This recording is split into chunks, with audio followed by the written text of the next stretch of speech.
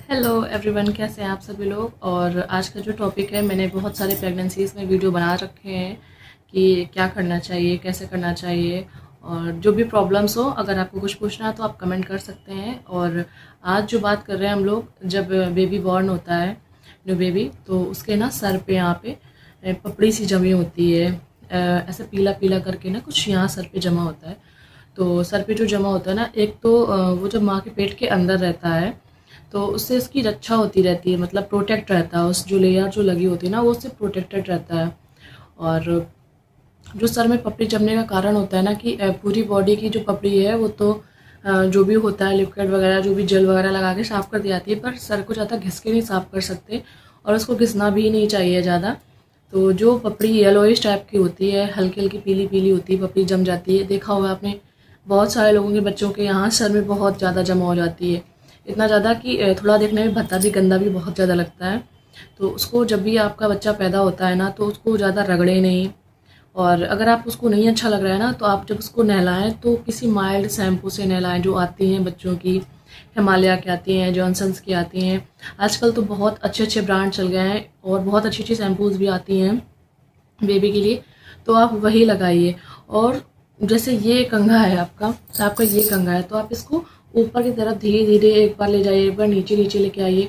मतलब कि अगर आप बेबी आपका सो रहा है, आप उसको धीरे धीरे कंघी कर रही हैं अपर डायरेक्शन में, कहीं लोअर डायरेक्शन में, तो आप धीरे धीरे जब हल्के हल्के हाथों से आप ऐसे से घुमाएंगे ना कंघी को, तो अपने आप से पपड़ी, जब बाल गीले होते हैं या तेल लगा होता है ना, तो अपने आप से धीरे धीरे निकलने लगती है वो पपड़ी। तो उससे ज़्यादा टाइम नहीं लगता। अगर ठंडी होती है ना, तो बच्चे को स्पॉन्ज बहुत दे दिया जाता है, सर नहीं धुला जाता। पर जब भी कभी धूप निकले, आप नहला रहे हो बच्चे को या आप तेल लगा रहे हो, तो आपको नाखून से खरोचने की ज़रूरत बिल्कुल भी नहीं है। वो कोई दिक्कत वाली बात नहीं होती है।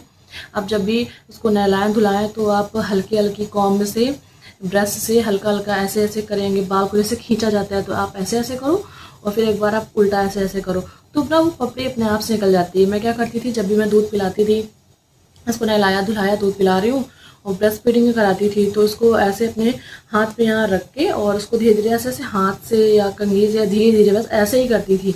ऐसे ऐसे नहीं करना होता है, आप धीरे धीरे ऐसे ही करते रहो। फिर एक बार नीचे करो, एक बार ऊपर करो, जैसे बाल है, एक बार ऐसे एक बार ऐसे। तो वो धीरे धीरे पपड़ी ना इतनी सॉफ्ट होती है कि वो अपने आप से ही छूटने लग जाती है पपड़ी, और इतने में ही ज़्यादा होती है। आपने ध्यान दिया होगा, यहाँ कहीं नहीं होती है, इतने में ही ज़्यादा करके होती है। तो अगर वो एक बार छूट गई तो फिर दोबारा नहीं होता। बट हाँ, एक चीज़ है, जो छोटे बच्चे होते हैं ना, उनको हार्ड शैम्पू जो चलती हैं, हेड एंड शोल्डर वगैरह, ये बहुत हार्ड होती है, मतलब बच्चों के लिए तो बहुत हार्ड है। जो बच्चों की शैम्पू है वो बच्चों के लिए ही यूज़ करनी है, ठीक है। और दूसरी चीज़ एक ये होती है ना कि बच्चों के यहाँ सर पे ना गड्ढा जैसा होता है, मतलब यहाँ पे तालू बोलते हैं। यहाँ पे ना घर में जब मालिश होती है, तो बहुत उनको ऐसे ऐसे ठोका जाता है, बहुत ज़्यादा करके ऐसे तेल भर के ऐसे ऐसे दबाया जाता है कि इसको भर भर दो, ऐसे तेल डालो तो बंद हो जाएगा। वो अपने आप से 9 महीने में या 18 महीने में या 2 साल में अपने आप से वो बंद हो जाता है। उसको ठोकने की, उसको दबाने की, उसके अंदर तेल डालने की कोई ज़रूरत नहीं है। और देखो, किसी किसी क्या होता है ना, मुंडन 3 महीने में हो जाता है, किसी के यहाँ 5 महीने में। ऐसा होता है कि लड़की होती है तो 6 महीने में हो जाता है, और लड़का होता है तो 7 महीने में हो जाता है, और 11 महीने में हो जाता है। तो मेरे बच्चे का मुंडन था, वो 11 महीने में हमने कराया था। और मेरे जेठानी के बच्चे का, मतलब मेरे जेठानी का बच्चा और मेरा बच्चा एक 1.5 महीने के, 1.5 महीना वो बड़ा है, 1.5 महीने छोटे हैं उससे। तो उन्होंने 7 महीने में करा लिया था और मैंने 11वें महीने में कराया था। तो बहुत देखा है मैंने बच्चों को, अभी भी अपने यहाँ देखते हैं गांव में कि 3 महीने का बच्चा हुआ, मुंडन करा लिया। कहते हैं कि मतलब ऐसा मानते हैं, यूपी में क्या हर जगह होता होगा कि टोने टूट के बहुत होते हैं बच्चे के लिए, तो मुंडन वगैरह करा दो तो ज़्यादा उतनी दिक्कत नहीं होती है। तो मेरे बच्चे का मुंडन 11 महीने में कराया, फिर भी यहाँ उसके गड्ढा था, फिर भी गड्ढा था। और किसी किसी बच्चों को देखते होंगे ना आप कि उनका मुंडन बहुत लेट होता है, मतलब काफ़ी बड़े हो जाते हैं, 5 साल के या 7 साल के होते हैं, तब उनका मुंडन होता है। बट मुंडन टाइम से करा दो, ठीक लगता है। बट ज़्यादा जल्दी भी कराना सही नहीं होता है, क्योंकि बच्चों की जो ये खाल होती है सर की, बहुत मुलायम होती है। अगर कहीं भी रेज़र या छुरा जो भी होता है वो लग जाएगा तो बहुत दिक्कत वाली बात होती है। तो इस चीज़ का ध्यान रखिए, जब भी आप मालिश करें तो उसमें आप हल्के से तेल डाल के ऐसे ऐसे कर दें, ऐसे ऐसे कर दें। इसको दबाने की, ऐसे प्रेस करने की ज़रूरत बिल्कुल भी नहीं, क्योंकि जो बच्चे का ये सर होता है बहुत हल्का होता है। आपको उसको दबा के ऐसे ऐसे करने की, गड्ढा भरने की ज़रूरत नहीं। वो अपने आप से धीरे धीरे 2 साल में, 2.5 साल में आराम से भर जाता है, नहीं तो 18 महीने में तो आराम से भर जाता है। और दूसरी चीज़ एक ये कि आप बच्चों के जो कान होते हैं, कान के पीछे यहाँ साफ़ सफाई करना बहुत ज़रूरी है।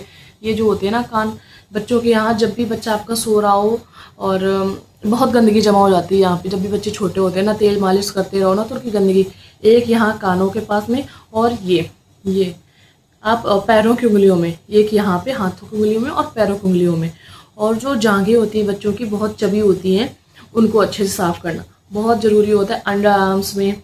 तो इन चीज़ों को बहुत ध्यान देना है आपको, क्योंकि ये बेसिक चीज़ें हैं। कभी कभी आप अगर गौर करोगे तो बच्चे की चीज़ें कट जाती हैं गर्दन में, जैसे ऐसे गर्दन चिपकी हुई होती है ना बच्चे की, तो यहाँ पे ऐसे जैसे दूध पीते हैं या कुछ करते हैं तो यहाँ भर जाता है। जब तक बच्चे दूध पीते हैं तभी तक ज़्यादा दिक्कत होती है, जब वो थोड़ा सा उठने लगते हैं, बैठने लगते हैं या पैरों के बल चलने लगते हैं तो दिक्कत थोड़ी कम होती है, क्योंकि अपने शरीर को हिला डुला रहे हैं और गर्मियाँ आ जाती हैं जैसे, तो कोई दिक्कत नहीं। पर बच्चे जब तक छोटे हैं अपने आप से बैठ नहीं सकते या बैठा ऐसे टेक नहीं ले सकते या खड़े नहीं सकते, इन सारी चीज़ों का बहुत ध्यान रखना। अगर ये यहाँ कट गए, यहाँ मैल जमा हो गया तो बहुत दिक्कत देती है, ठीक है। और ये था छोटा सा वीडियो जो कि बहुत ज़रूरी था, और ये सभी को याद रखना चाहिए। और जब भी अच्छा, आपके यहाँ अन्नप्राशन लड़के का कब किया जाता है और लड़की का कब किया जाता है, आप लोग कमेंट करके ज़रूर बताइएगा। जो भी वीडियोस देखेंगे पूरा उनको पता होगा कि मैंने क्या पूछा है ये क्वेश्चन। और मेरे यहाँ लड़की का जो अन्नप्राशन है वो शायद छठवें महीने में कर दिया जाता है, छठवें या छठवें महीने में कर दिया जाता है, और लड़की का शायद 7वें महीने में किया जाता है, मुझे क्लियर नहीं याद है।